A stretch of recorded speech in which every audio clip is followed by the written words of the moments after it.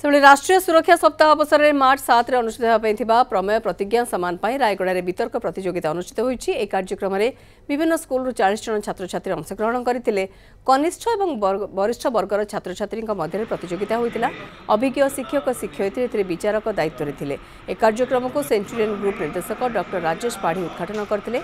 विपत्ति आणुची प्रकृति विषय में वितर्क प्रतियोगिता अनुष्ठित होता।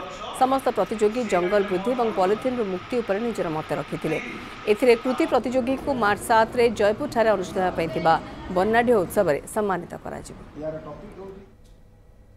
न्यूज 7 एवं प्रमेय जयपुर संस्करण तरफ जो कार्यक्रम होता ओडिशा व्यापी जो होची निश्चित भाव में एक स्वागत योग्य पदक्षेप। कारण आज जो प्राकृतिक विपर्यस्त होची तो ताकू सचेतनतार निहाती आवश्यक। सचेतनता माने खाली जे आमे जो माने वर्तमान परिपक्व से सचेतन कले हेनी। ये जो युवपीढ़ी जो छोट छोट पिला माने जदि सचेतन न हेबे ताल निश्चित भाव में प्राकृतिक विपर्यस्त आहरी बहुत दिन दिन बहुत प्रखर हम।